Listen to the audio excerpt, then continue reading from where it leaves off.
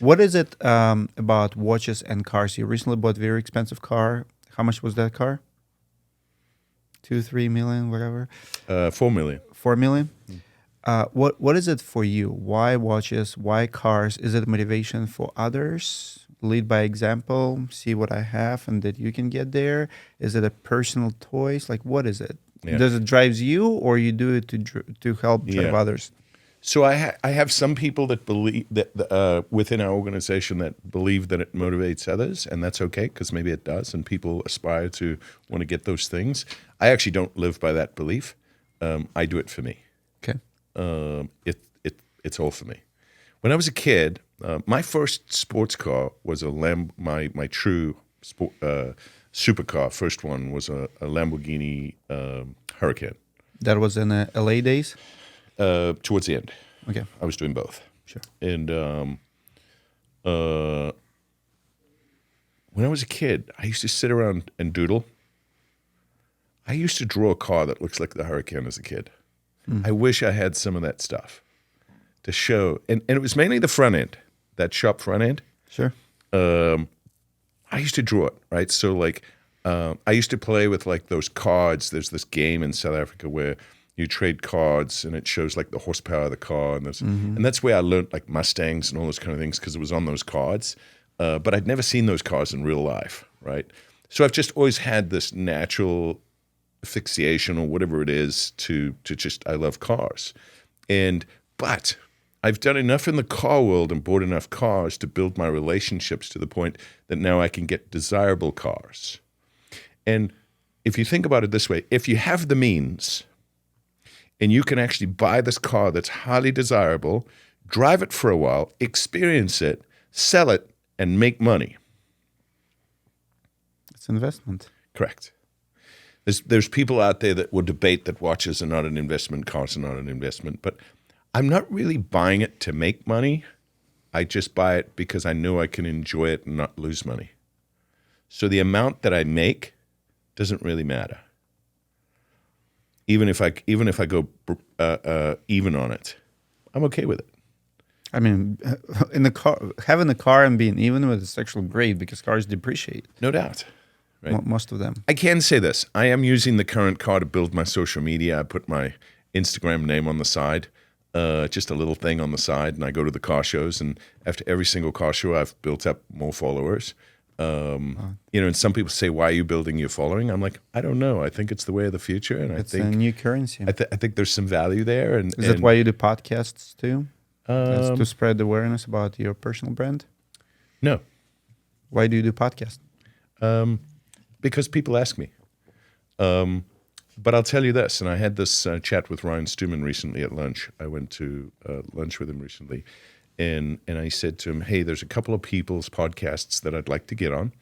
I'd like to start going on podcasts where there's value on both sides.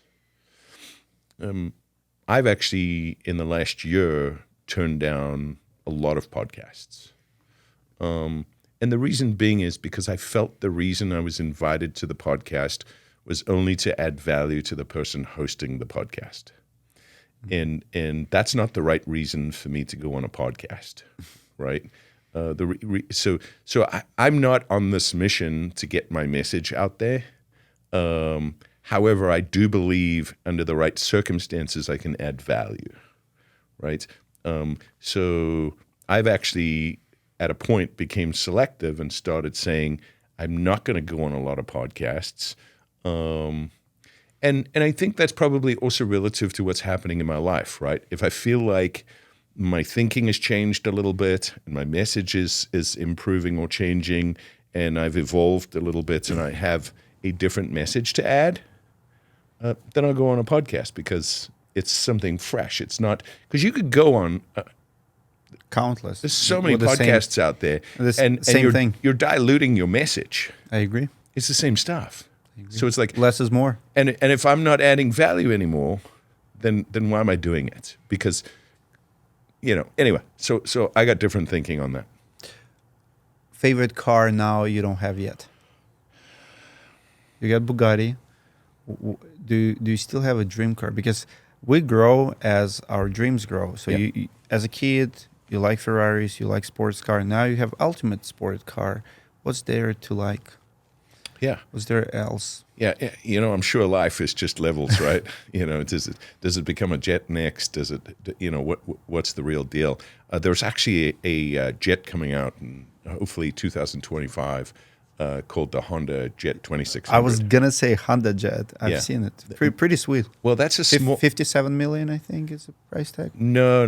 This is a more of a. I don't want to say it's an entry level jet. It's going to be like Maybe. 10 to 12 million. Maybe. But it's going to be the first. What do they call it? Transatlantic. Yeah, smaller one. Yeah, Jet I've that seen can it. fly anywhere in the U.S. nonstop.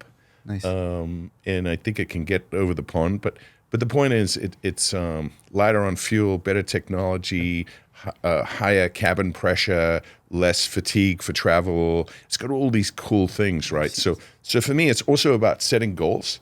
Because some people say, well, when's it enough money? Well, it's not about the money. You've got it wrong. It's still about the money for you. It's not about the money for me anymore. It's not what gets me up every day, right?